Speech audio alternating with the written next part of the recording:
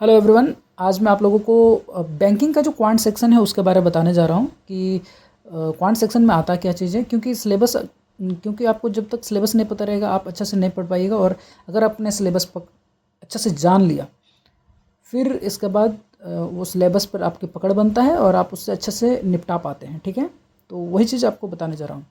सबसे पहले तो आता है अरिथमेटिक। अरिथमेटिक जो है वो 50% कवर करता है, आपको अच्छा से पढ़िएगा, है ना। उसमें आता है जैसे ratio and proportion, percentage, average, CI/NSI, time and work, mixture and allegation, quadratic equation, profit and loss.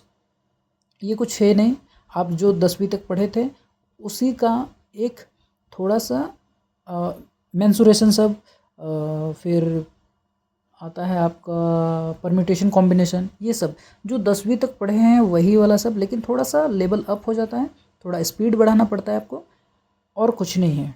ठीक है, एरिथमेटिक को अच्छा से पढ़िए। ठीक है, इसी से और आगे बढ़िएगा। इसके बाद आता है डेटा इंटरप्रिटेशन। डेटा इंटरप्रिटेशन को हम लोग DI भी कर सकते हैं। अच्छा, डेटा इंटरप्रिटेशन होता क्या चीज़ है? डेटा को इंटरप्रेट करना, समझना। ठीक है, डेटा इंटरप्रिटेशन में आपका आता है नंबर 1 में बार ग्राफ। अच्छा, बार ग्राफ होता क्या चीज़ है?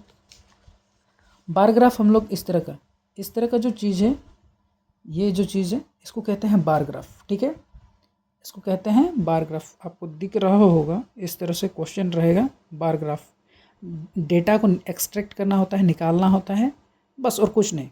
इसके बाद आता है आपका पाई चार्ट। पाई चार्ट लिखा है मैंने, तो पाई चार्ट में इसको कहते हैं पाई चार्ट। ठीक है, ये क्वेश्चन आपको दिख रहा होगा। इसको कहते हैं पाई चार्ट, इसको कहते हैं बार ग्राफ। तो इसको डेटा को एक्सट्रैक्ट करना होता है और कुछ ज़्यादा नहीं है। और नॉर्मल क्वेश्चन रहती है, जैसे इस तरह का क्वेश्चन रहेगा, ये ऑप्शन रहेगा और आपको आराम से बना के लिखना होता है। ठीक है, इसके बाद तीसरा में आता है कैसलेट। अच्छा, कैसलेट होता क्या चीज़ है भाई? नाम तो बड़ा ख़तरनाक टाइप का है।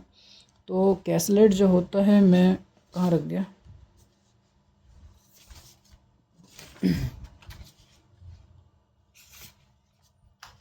इसको कहते हैं कैसलेट। दिख रहा होगा आपको। कैसलेट कुछ ज़्यादा होता नहीं है, एक पैसेज टाइप का दिया रहेगा। ठीक है, पैसेज को आपको सॉल्व करना है। ठीक है, ये हिंदी भी है इसलिए मैं इसको एक शॉर्ट फॉर्म में दिखा रहा हूँ। ये इंग्लिश है। ठीक है, सिर्फ इंग्लिश का क्वेश्चन है, इंग्लिश में क्वेश्चन है, इंग्लिश का क्वेश्चन नहीं। तो ये पैसेज है, तो आपको कैसे बनाना है, इस तरह से सॉल्व करना है, डेटा को निकालना है। ठीक है, और इसको कहते हैं कैसलेट। ठीक है, पैसेज के जो रूप में रहता है उसको कैसलेट कहते हैं। ठीक है, इसके बाद आता है आपका डेटा सफिशिएंसी। अच्छा, डेटा सफिशिएंसी होता क्या चीज़ है? एक हिसाब से कहा जाए तो ये आधा अधूरा क्वेश्चन टाइप का होता है। 2 क्वेश्चन रहेगा, उसमें एक पर्याप्त है कि दूसरा मैंने नंबर 1 पर्याप्त है कि नंबर 2 पर्याप्त है, या दोनों मिला के पर्याप्त है। इस तरह का कोई जो क्वेश्चन रहेगा, ये एक हिसाब से कहा जाए तो अरिथमेटिक का क्वेश्चन ही है। एक हिसाब से कहा जाए तो आपने अगर अरिथमेटिक पढ़ लिया तो आप डेटा सफिशिएंसी एक हिसाब से 50% कवर कर लिए हैं।